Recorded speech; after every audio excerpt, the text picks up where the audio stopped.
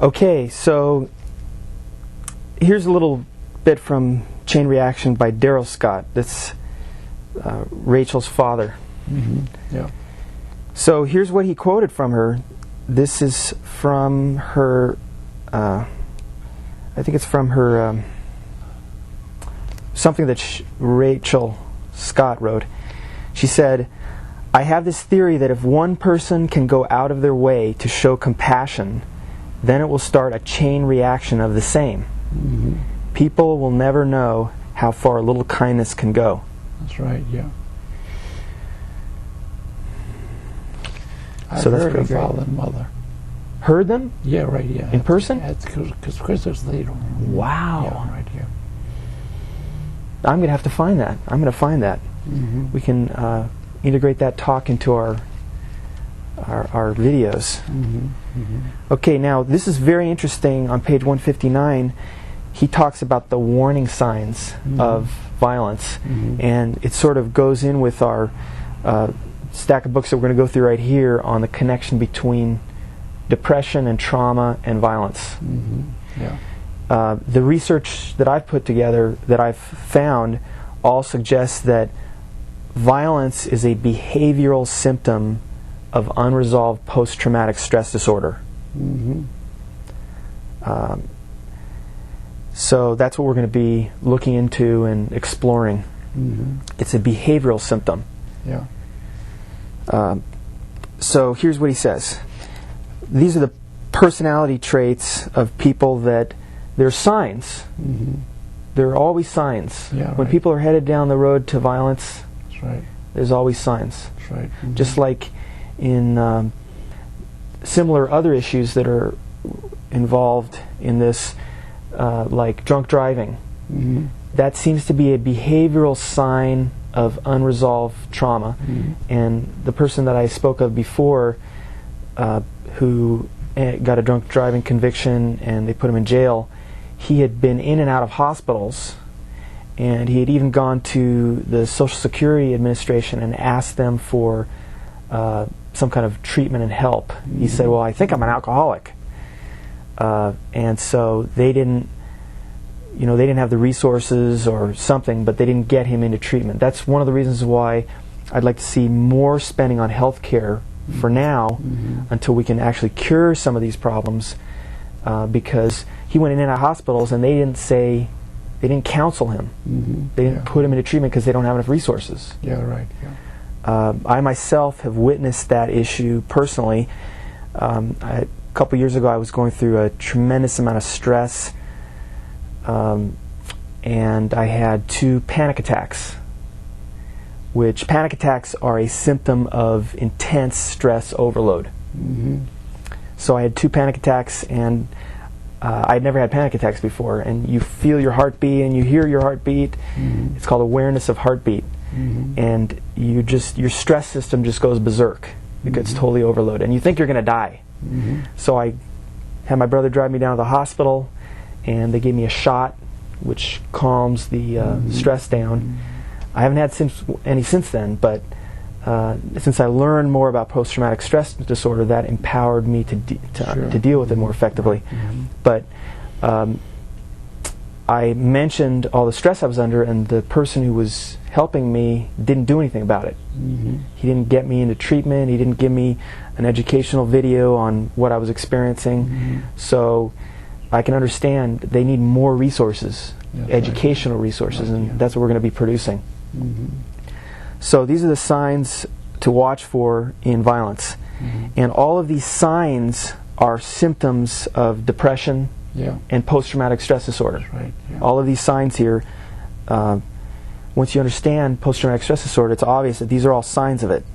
First one is low tolerance for frustration. In post-traumatic stress disorder, they call it irritability. Irritability is a symptom, and that's in one of the other books I had. It's called the DSM-4, which is a very powerful manual that's produced by the American Psychiatric Association, which describes these symptoms. And so if you know these symptoms, then you can recognize them and see them. That's right, The next one is poor coping skills. Let's see. Inability to bounce back from a frustrating or disappointing experience. Frustrating and disappointing experiences are sometimes traumatic. Yes, right. So, for example, let's see, Rachel Scott had tried to become friends with two of the shooters, or one of the shooters, and he felt attracted to her, and she didn't return the romantic response, and so he felt frustration and disappointment. So that may have, you know, that may have been one of the frustration points that he was experiencing. And so he had poor coping skills with that frustration. So if we can educate people like, you know, he would have been educated. He could have been educated, then he could have recognized the signs of depression in himself, or his family could have. There's always, anytime one of these people goes berserk, there's always a dozen people around them that know them that have no idea that these are signs of a problem. So that's what we want to help fix. Failed love relationship, that's traumatic. Yeah, right. Okay, and that's one of the other things we want to talk about in the future, is because people don't know, kids don't know that if they get involved romantically and it ends, that's traumatic. That's right. Very, very much so. My friend DeCron calls that post-traumatic stress disorder. Yeah, right. Because he's had like, I don't know how many failed relationships. So kids need to know if they have sex before marriage, then there's a good chance they're going to get hurt. That's right. And so, let's see, resentment over real or perceived injustices. That's traumatic. Resentment. That's right. You know, we're getting back to resentments again. Depression. Depression is a symptom of post-traumatic stress. Sure. Alienation. Alienation is a symptom of post-traumatic stress. It's in the DSM manual. That's right. They call it detachment or estrangement from others.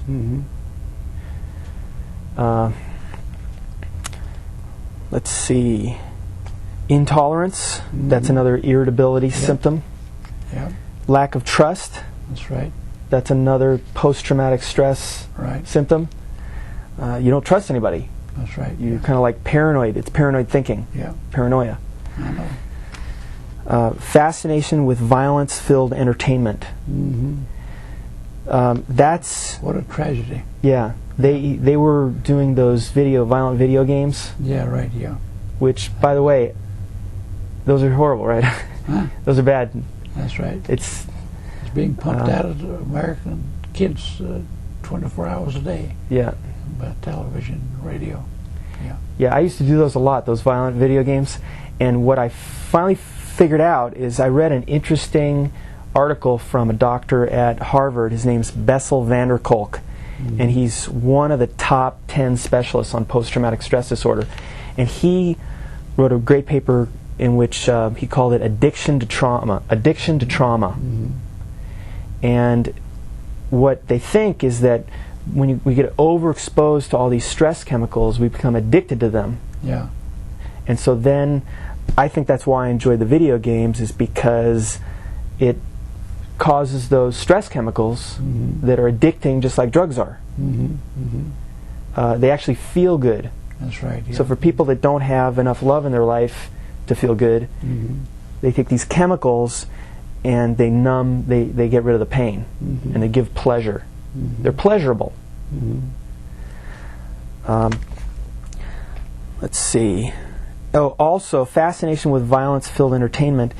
I read an interesting thing in a book by a specialist on serial killers, and they've made the observation that serial killers often watch violent entertainment. Yeah. So they enjoy, like, slasher movies.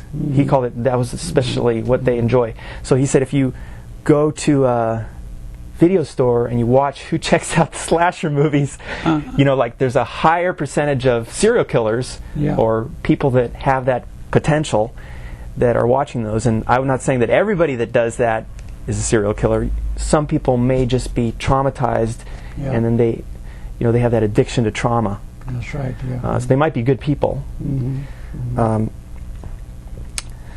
So let's see. Here's family dynamics of people that have this potential for being for killing. Mm-hmm. Turbulent parent-child relationship. That's another symptom of familial post-traumatic stress disorder. Right, yeah. Mm-hmm. The conflict in families Mm-hmm. actually causes post-traumatic stress disorder. Mm-hmm. Mm-hmm. That's right. So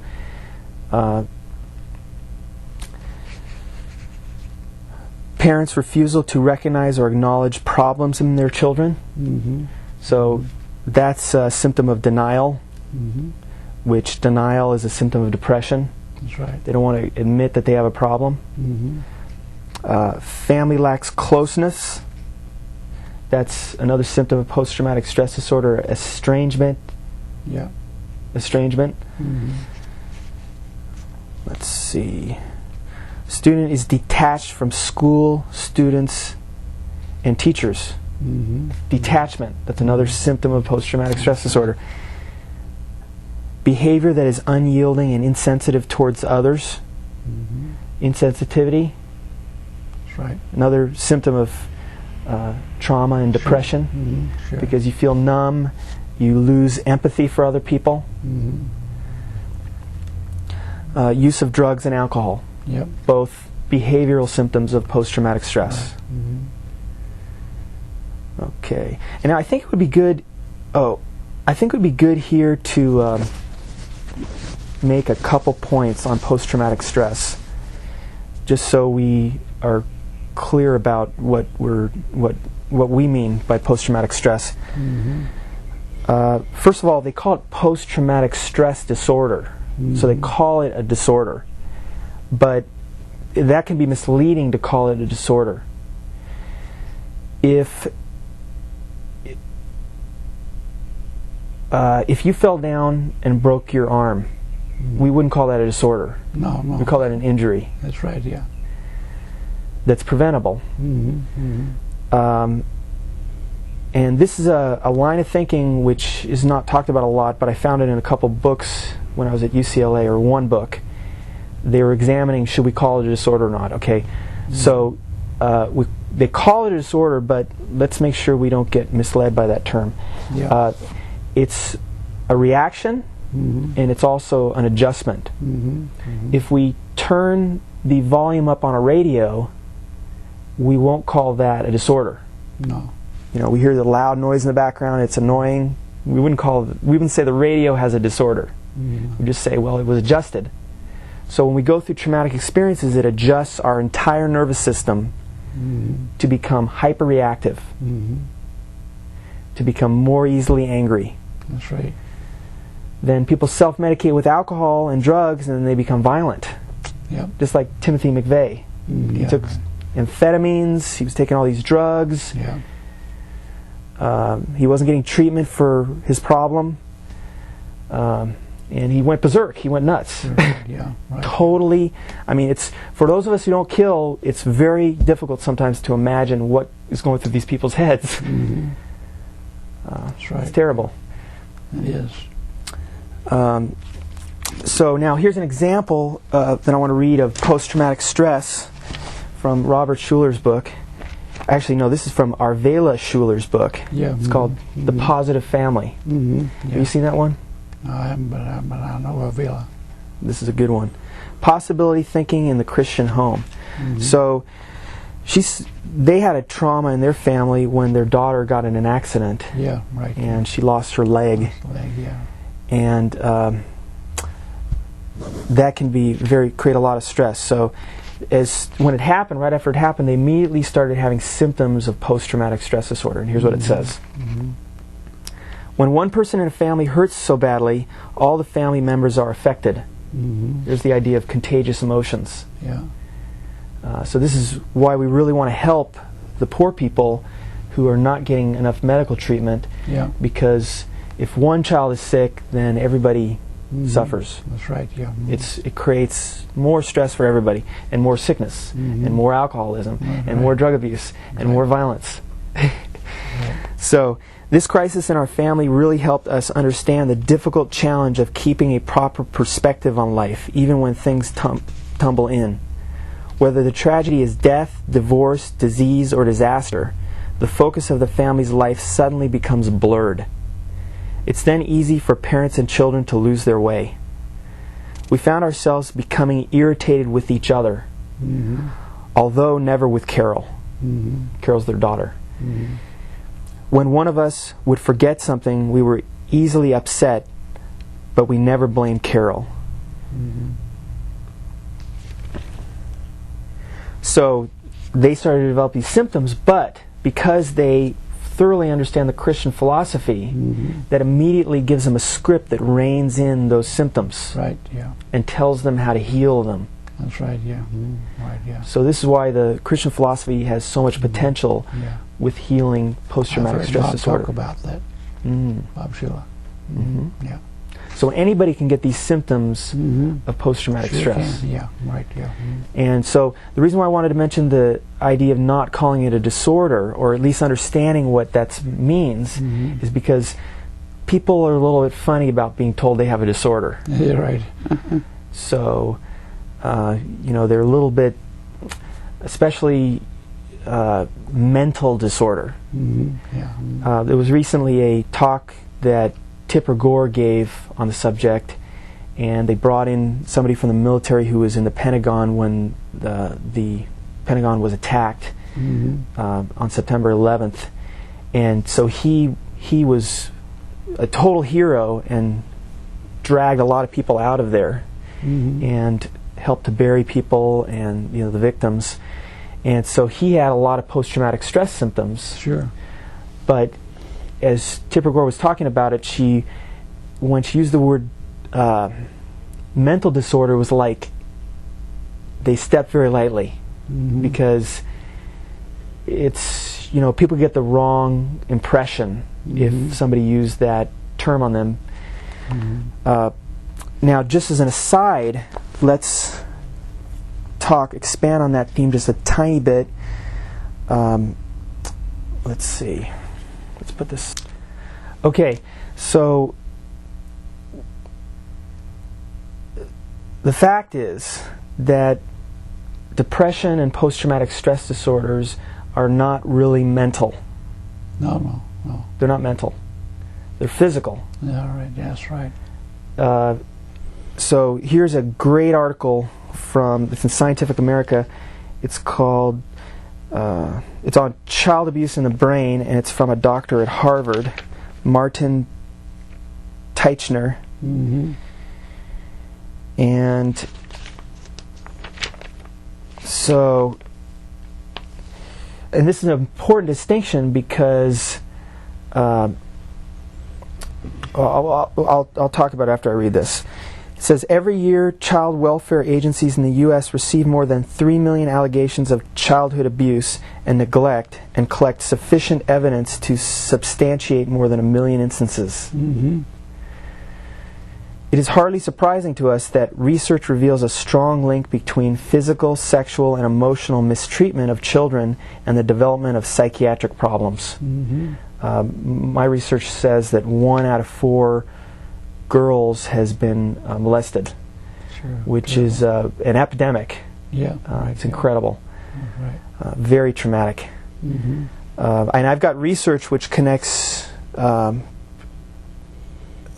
molesting with many different problems. Bulimia, let's see what else, anorexia, depression, substance abuse. The list just goes on and on. Right, yeah. So, and most of these people are not getting any treatment. So it says, but in the early 1990s, mental health professionals believed that emotional and social difficulties occurred mainly through psychological means. Childhood maltreatment was understood either to foster the development of intrapsychic defense mechanisms that proved to be self-defeating in adulthood, or to arrest psychosocial development, leaving a wounded child within. Researchers thought the damage as basically a software problem amenable to reprogramming via therapy or simply erasable through the extortion, get over it. Mm-hmm. Mm-hmm. So, new investigations into the consequences of early maltreatment, including work my colleagues and I have done at McLean Hospital in Belmont, Massachusetts, and at Harvard Medical School, appear to tell a different story. Because the childhood abuse occurs during the critical formative time when the brain is being physically sculpted by experience, the impact of severe stress can leave an indelible imprint on its structure and function. Such abuse, it seems, induces a cascade of molecular and neurobiological effects that irreversibly alter neural development. Mm-hmm. Right. Internally, it can appear as depression, anxiety, suicidal thoughts, or post-traumatic stress. Mm-hmm. It can also be expressed outwardly as aggression, impulsiveness, delinquency, hyperactivity, or substance abuse. Mm. Now, hyperactivity, let's just mention for a second that I've gotten together a lot of material which shows the connection between traumatic experiences and hyperactivity. Mm-hmm. Attention deficit hyperactivity disorder. Mm-hmm. And so the problem is that people are not getting diagnosed with post-traumatic stress when they're showing up with hyperactivity, and then they're being given amphetamines, Mm-hmm. Ritalin. Mm-hmm. And Ritalin, amphetamines stimulate adrenaline, Yeah, which is a stress chemical. that's right.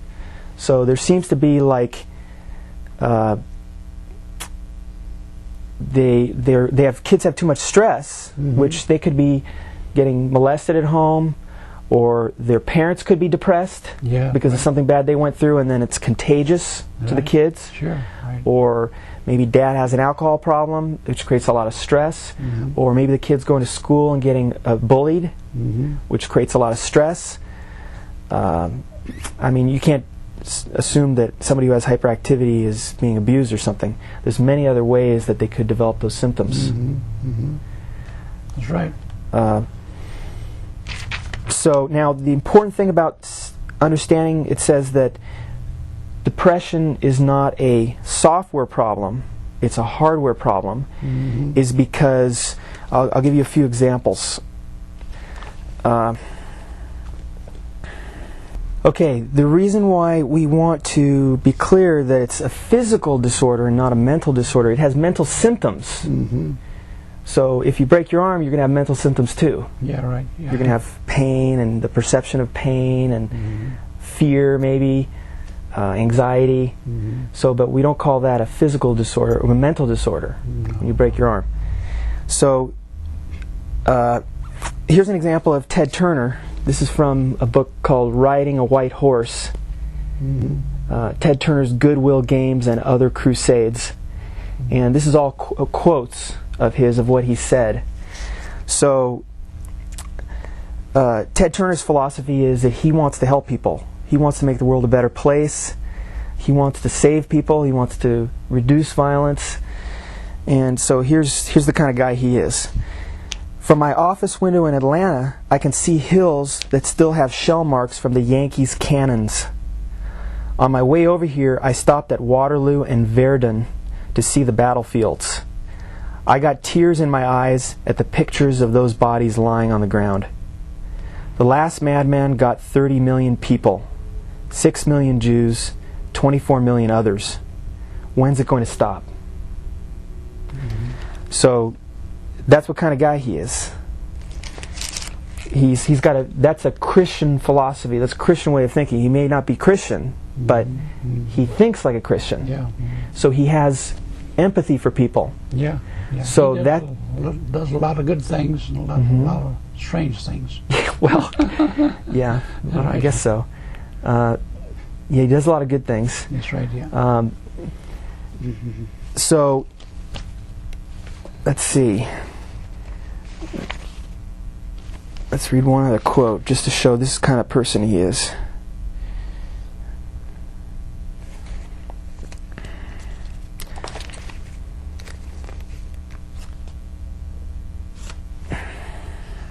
Okay, so here's what he said when he visited Gorbachev, he says, you know, we've got the year 2000 coming, and we've got a challenge ahead of us that mankind's never had before. We're really on the verge of having peace on Earth. We really are. There's not a major war going on in the world. Wars don't work. We couldn't win in Vietnam. The Soviets couldn't win in Afghanistan. Iran and Iraq are just losers. Everyone's losing in Lebanon. Everyone's losing in Northern Ireland. It's really time that we put that behind us. If we had peace, that's something we've never had. Peace. And we really need to have peace. Not only man with man, but man at peace with the environment.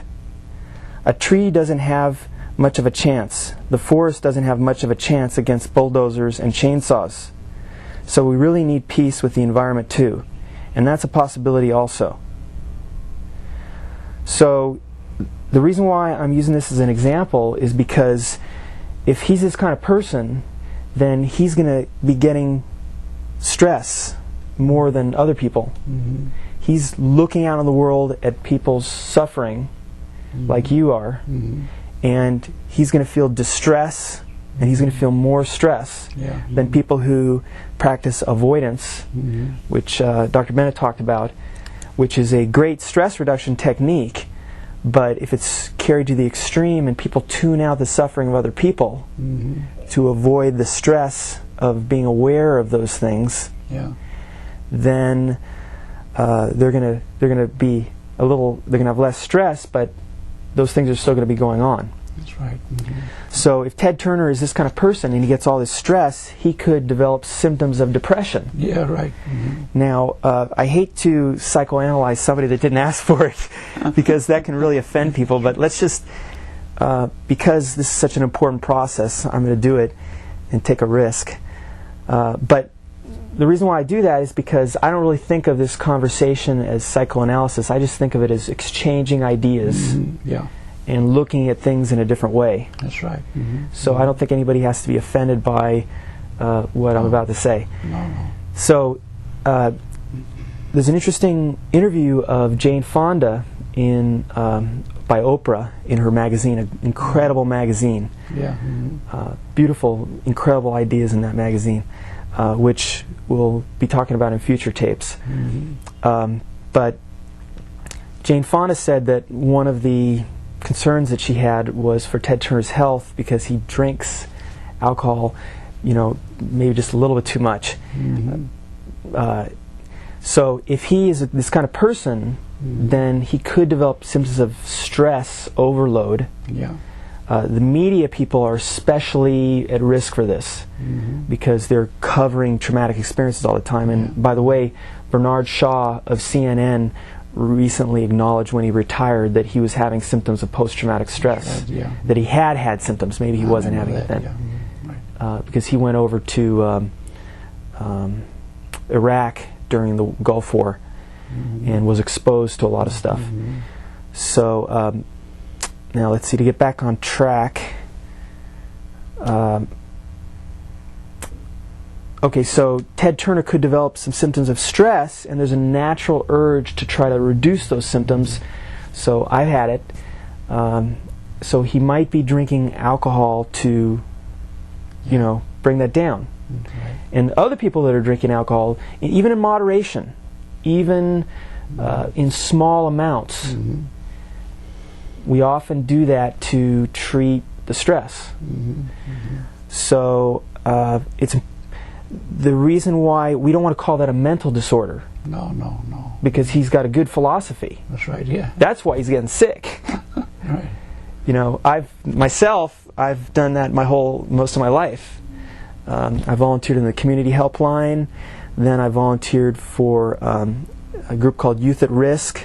We went into the Whittier Youth, California Youth Authority, right down the street from here, and we did this long program to try to give people a new, more positive philosophy.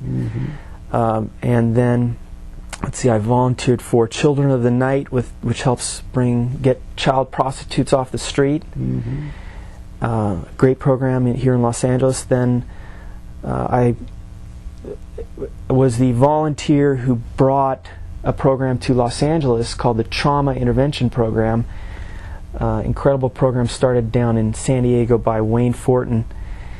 And what they do is 24 hours a day, 7 days a week, if somebody gets killed or something really traumatic happens, the police or fire department can call a volunteer out, and within 30 minutes they'll show up and render emotional first aid to the survivors. Right, So, and it allows this is like intervention to prevent post-traumatic stress disorder.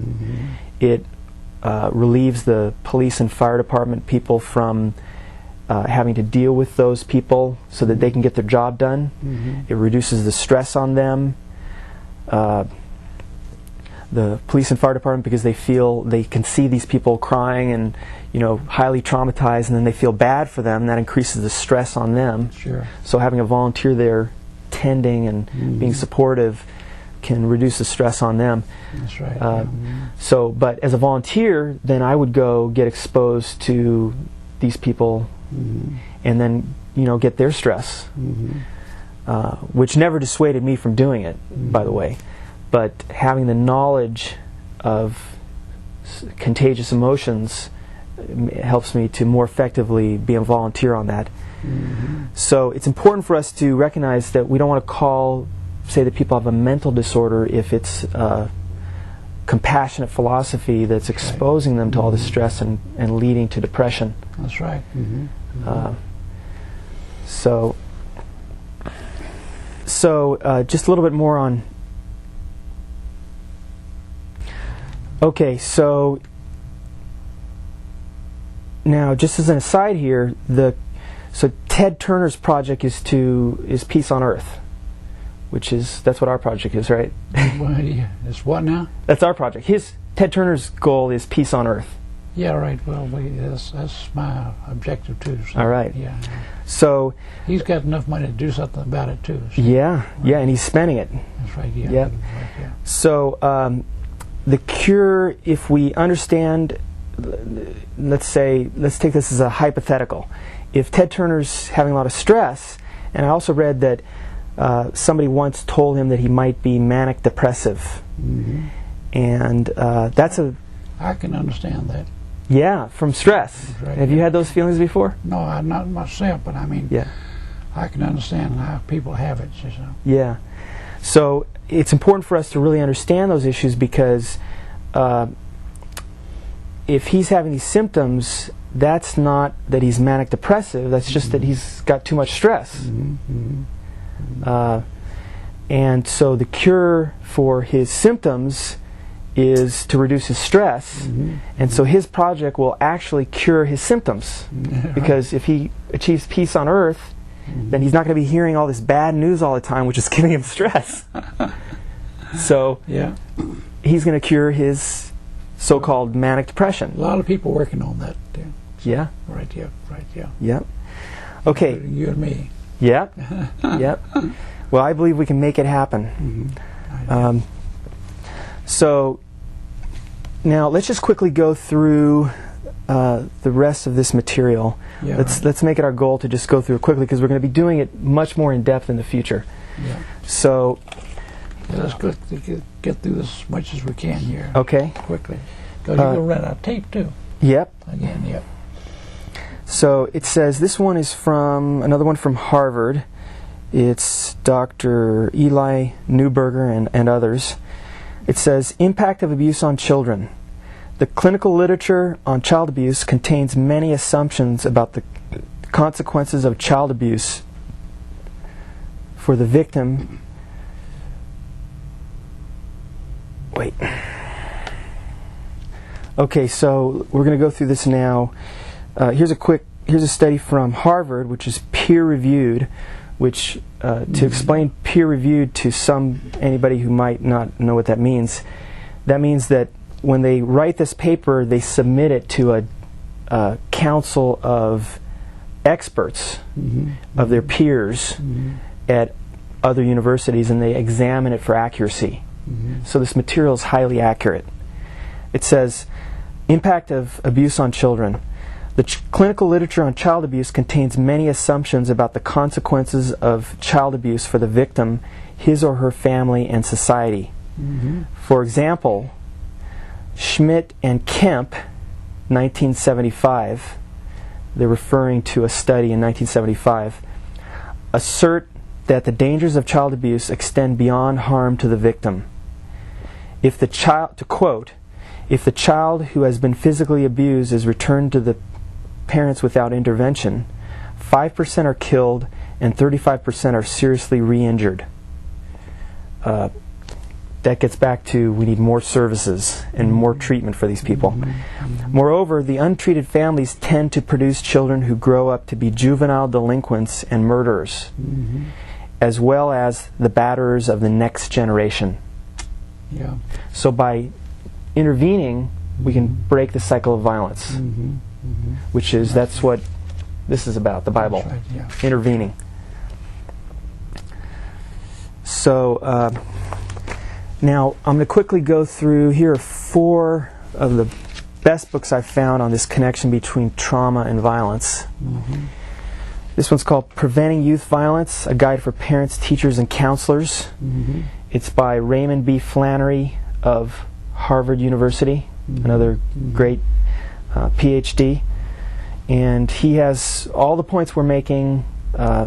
By education, we can end the cycle of violence. This is just mandatory reading. Here's one of my favorites by James Gilligan, another professor at Harvard. Really incredibly well done. This book is Preventing Violence, Prospects for Tomorrow. We're going to have to go all through this book in our videos. This one's called The Biology of Violence, another one of my favorites. It's by Deborah Niehoff, PhD. She went to Johns Hopkins University, and then the book was read and endorsed by Solomon Snyder, director of the Department of Neuroscience at Johns Hopkins University, or medical school. He is very famous. He's a very famous doctor. Very good. So then the next one is by Alvin Poussant. He is another doctor at Harvard, very well known.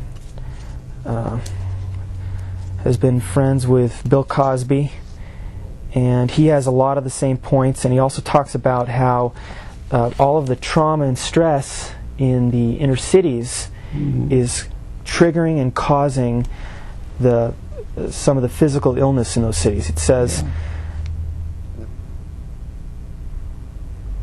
the well-documented high rates of heart disease, hypertension, and other stress-related illnesses found in African Americans are traceable in part to social factors, including most prominently the long history of blacks being required to endure racism, poverty, discrimination, and the lack of adequate health services, including mental health care in America.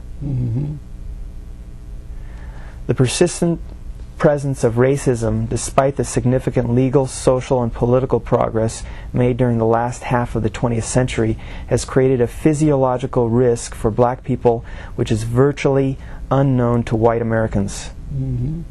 We call this post-traumatic slavery syndrome.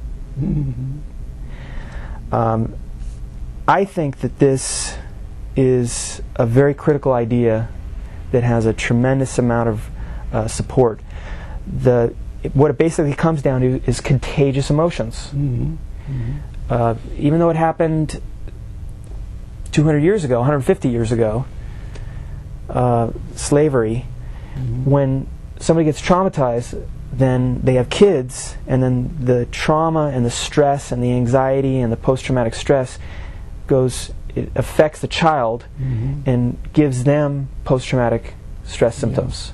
Then they grow up, they experience their own racism or difficulties, or and then they have children, and then it gets passed on again. That's right. So it can go on for hundreds of years. It can go down, down, down, down. So that's what we're working on, is to break that cycle.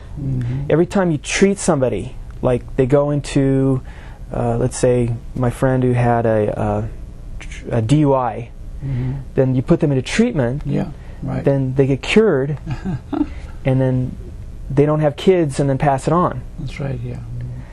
So in the field of post-traumatic stress disorder, they call that intergenerational secondary wounding. And they've documented it in children of Holocaust survivors. There's extensive documentation. So we'll be talking more about that. Okay. And also, by the way, Dr. Poussin also has called for a national dialogue about these issues, which I think our project fits into that category. Okay, now here's a short article here on traumatic stress disorder and violent behavior. It was published in the Journal of Traumatic Stress in 1990, and it came from the Research Triangle Institute in North Carolina, which is, I believe it's several universities, including Duke University. That's cool. It says, for the large majority of those who experienced at least one post-traumatic stress symptom and had an arrest history for expressive violence, the PTSD symptom preceded or occurred in the same years as the violent arrest. This temporal ordering is consistent with viewing PTSD symptoms as etiologically relevant to the occurrence of violence. So there's a lot of material in here that's supportive of our discussion. Okay, suicide mission. Okay, this is an article on one of the suicide bombers in the Middle East and one of their victims. It's pretty powerful. Pretty powerful. Two young kids. So I wanted to bring this up because some of the literature talks about suicide being a behavioral symptom of post-traumatic stress. You just can't kill yourself, and you can't kill other people, unless you have. Plays a part in it. Excuse me? I'm sure that plays a part in it. Yeah. Yeah. Right. Yep. Very much so. So, I'll just mention this. Another thing is, I do a lot of research, and some things I do are, a little bit unusual. I searched on the internet, and I found a videotape of somebody being killed, and there's some people who trade in these, or try to get these because they have. It's probably the addiction to trauma issue. But I did it because I want to understand these issues better. And I'll tell you the horror that I felt at watching this. It was like I could just feel this horror. It was just very unpleasant, incredibly unpleasant. So it made me start to think that people who are actually doing these things, there's something wrong there. People who kill, there's something horribly wrong in their brain. It's not just a choice. So we'll be exploring that further. Okay, now I'm just going to quickly go through. I brought along these biographies because these 4 biographies here. This is biography of Jodie Foster, wonderful movie maker. I'm a big fan of hers. It was written by her brother, and so I assume it's very accurate.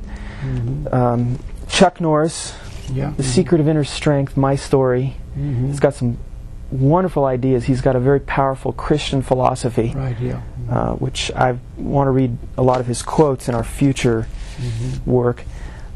Henry Fonda, My Life, and this is a biography autobiography, actually, and then Pierre Fonda's autobiography for his family called Don't Tell Dad. All of these, I read all of these, they're all examples of why our project is so important, because they all experienced intense traumas. That's right. Which led to symptoms of post-traumatic stress disorder and really horrible lives. Yeah. And I can really empathize, because I've been experiencing those things myself. My family's had a lot of stress throughout my life, and so it really resonated with my experience. But they never got they had no information on what they were going through. So they could never intervene. In fact, as far as I can tell, they still don't know. Henry Fonda was in the military in World War II. He fought in World War II. He was one of our heroes.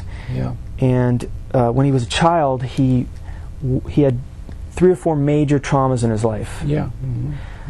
When he was a child, probably 15 or 16 or something, his dad took him to their office, and then he witnessed a hanging, a lynching of African American, and he describes it as incredibly traumatic for a child to watch a lynch mob string somebody up. I mean, he must have felt what I felt when I watched the video of somebody being killed. Right, yeah. So that was the first trauma. Then during the Depression, he didn't have enough money, and he was hungry. Went hungry for weeks. Like he was not getting enough food. It's very traumatic to be hungry. Right, yeah. I haven't had that experience myself, fortunately. So that was another major trauma. Then he got into a relationship where there was a lot of fighting. Tremendous amount of fighting, screaming, yelling. That's all very traumatic. So at that point, he was having some symptoms, or his wife at the time was having some kind of symptoms of anger. Then let's see. Then another trauma when he was in the war. His ship was under fire, and then there was some Japanese kamikaze pilots that crashed into their ship, and then he jumped overboard to go down and inspect it to see if he could learn anything, and he saw the bodies. So all of that is traumatic. Oh, yeah, absolutely. Yeah. Then his children, in his son's autobiography, describe him throughout their life as being irritable, easily angered, symptoms of post-traumatic stress, not showing a lot of love, that's right, not being very warm and affectionate. Another symptom of post-traumatic stress disorder, they call that restricted affect. That's right. Restricted affect. Sure. Unable to have loving feelings. That's right. And it's tragic because he loved his kids, but he couldn't feel it. You feel numb. When you have post-traumatic stress, you feel numb. You don't feel love. I don't feel any love. I mean, I act on it. I have love, I guess, because I'm always acting in a loving way. But I don't feel it. I feel numb. So this is what these people go through. And then the kids are saying, well, why doesn't Dad show love? They can't figure it out. They've got to come up with some explanation. So they think, sometimes they think, he's a jerk. And it develops animosity. That may be the reason Jane Fonda turned out like she did. Well, could well be. Yeah, that could be. Those experiences. I guess she made a. She's turning her life around too, because she's got going to a Baptist church now and studying the Bible. So she's turning her life around. Yeah. Right. Yeah, she's. I just read that she went over to Africa and sat with a bunch of children that were starving and in poverty. Yeah, right. And then made a lot of statements about how we really need to help these people, lift them up. Right, yeah. And that's how we can end. By the way, just as an aside, I hate to keep taking so many U-turns, but. There's a lot of reasons to believe that AIDS is a symptom of post-traumatic stress. Could be. I don't want to make people think that I'm overextending the utility of that concept, but I found a lot of studies which have found a connection between the two. Oh yeah, no doubt about it. Because when people get traumatized, then they take drugs to self-medicate themselves, they share needles. That's right, yeah. All kinds of things. Yeah. A hyperactive interest in sex is a symptom of depression. Sure. Because you do sex to relieve the painful feelings of depression. And then they impulsively engage in a lot of sex. They develop nymphomania. Yeah, right. I've got some books on that, and they also develop denial, very vigorous denial mechanisms. That's right. Yeah. So they don't even think about the possibility of AIDS. They totally tune that out. That's right. Yeah. And I saw a report from CNN which said that denial is a critical issue in Africa. That's right. Yeah. Because they just totally in denial that they have AIDS or that they have the potential for AIDS. So they go out and have sex with everybody. So they're disconnected from reality. That's right. Yeah. Denial is a symptom of trauma. That's right. Yeah. So we'll be talking more about that. So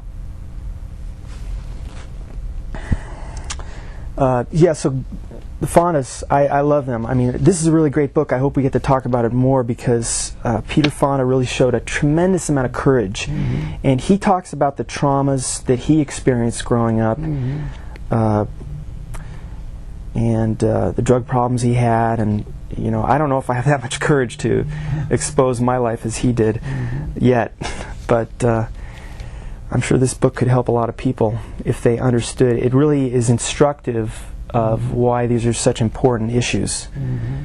So their father had a lot of symptoms, and then the kids developed symptoms. This is like a description of intergenerational secondary wounding. And Peter Fonda apparently, well, according to the last chapter in this book, till recently he's been still having some of these symptoms. I can believe that. And by the way, one of the things that makes it hard to get over these things is because the stress in our life is nonstop. Yeah, that's right. Yeah. It's like when you start a fire, then all it takes is a little bit of gasoline to keep it going, a little bit of fuel.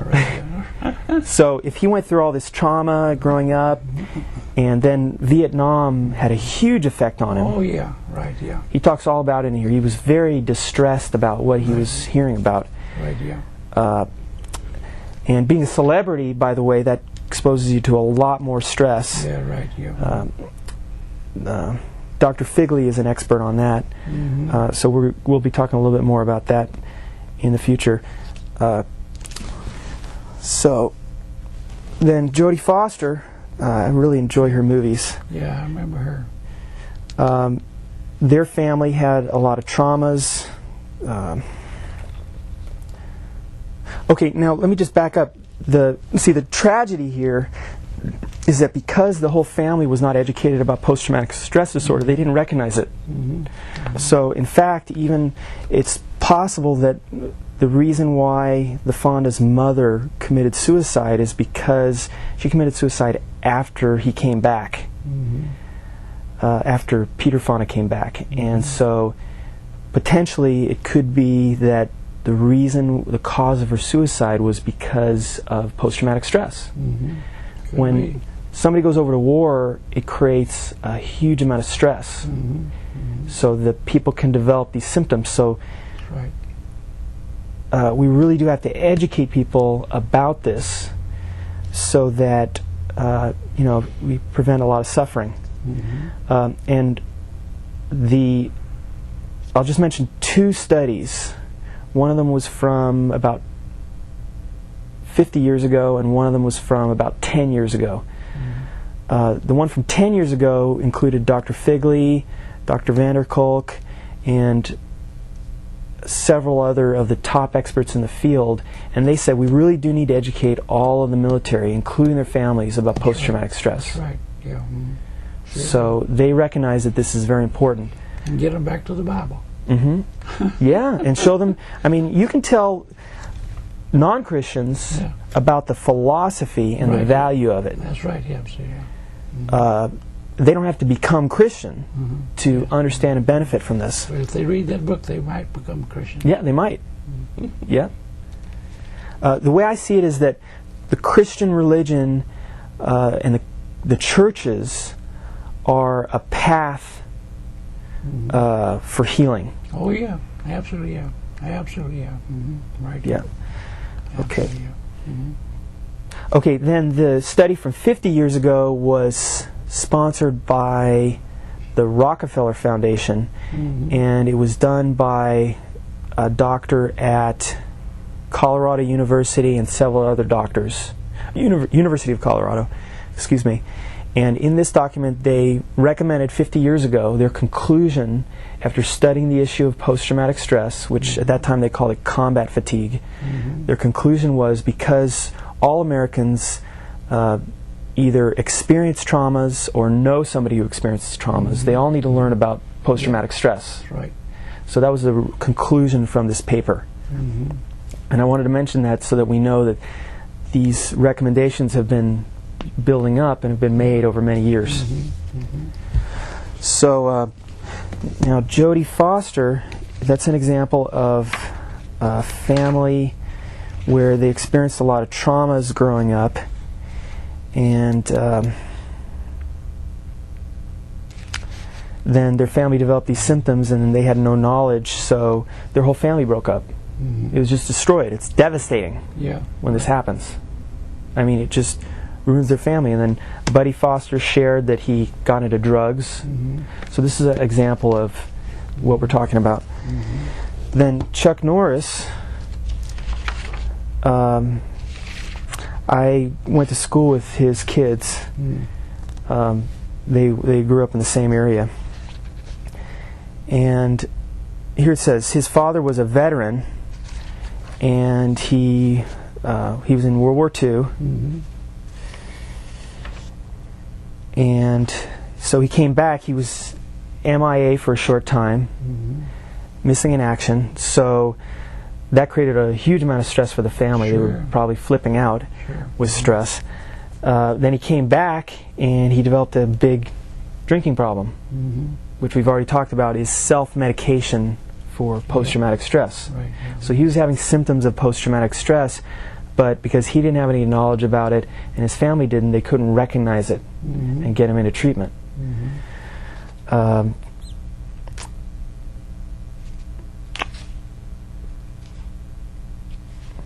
Here it says, now also their story is also an example of how the Christian philosophy can cure. That's right. Because they lived, by the Christian philosophy in their family. People come back to the Bible and to Christ, and they get cured. They get better. Yep. Right. Yep. So without knowing of the names of all these things, you see. That's right. Yep. And now I think we can do an even better job of applying the healing by understanding all these terms and having a more in-depth. See, Jesus was not only the Savior and the Son of God, but he was the world's greatest psychologist. See? I fully understand that. That's right, yeah. Right, yeah. All right, so here's the quote from his autobiography. Even though Mom had only a 9th grade education herself, she was very smart. Before she went to work at night, we would sit together and help. She would sit and help me with my homework. Then Dad returned home and the fun times ceased. He was still drinking. He pawned the bicycle Mom had bought me for Christmas which I rode to school. Every week or so he would pawn our record player for $5. Mom would go to the pawn shop on payday and get it back. Before going to sleep at night, I used to pray for things to get better, for Dad to quit drinking and become a better father. One night Dad had a bad car accident and was arrested for drunk driving. He was sentenced to a road camp for 6 months. Again, instead of treatment. Yeah. Yeah. I'm sure you didn't get any treatment. Which road camp, that's traumatic. Yeah, sure. The way they had to set it up, and it's I mean, I haven't experienced it, but I know what he's talking about. Yeah. I guess this is sort of a similar story to what you experienced growing up. Yeah. You mentioned the drinking problem. Yeah, right. And your father's trauma. So one night Dad had a bad... Oh, no, wait, I read that. Mom took me out to see him on weekends a few times. He looked great and seemed to be in good health. The hard work agreed with him, and we prayed that when he got released, he might be off liquor for good. He hadn't had a drink in 6 months, but the moment he came home, he went straight back to the bar. Terrible. Right. The year I was 15, we moved to a slightly better house in Torrance, California. Dad, who had taken off again, returned with an even worse drinking problem. For the first time, he was becoming aggressive at home and abusive toward Mom. So this is how domestic violence occurs. He would come home drunk and wake Mom and me up in the middle of the night and make us walk to a liquor store to buy a bottle for him. Because Dad was drunk most of the time, I was embarrassed to have friends come to the house. I never knew what shape he would be in. I was dating a girl who said she wanted to meet my parents. Rather than bring her home, I broke up with her. Dad was so handsome that women could actually walk up and flirt with him in front of Mom. I think she was able to handle his womanizing, but she couldn't take his drinking. I was just 16 when, after my brothers were asleep, Mom and I talked about what we should do. We finally agreed that it was silly to continue living on a razor's edge of uncertainty with him, never knowing when he would leave or come home, or what shape he would be in, or how he would behave. She finally decided that it would be better for all of us if she got a divorce. My parents were divorced in 1956. I was 16, Wyland was 12, and Aaron was just 4. A year later, Mom met George Knight, a foreman at Northrop where she worked. Let's see. And then their new stepdad didn't have these symptoms, so it brought the family together and improved everybody's condition. So when people don't understand what these symptoms are and they recognize them, That's right, yeah.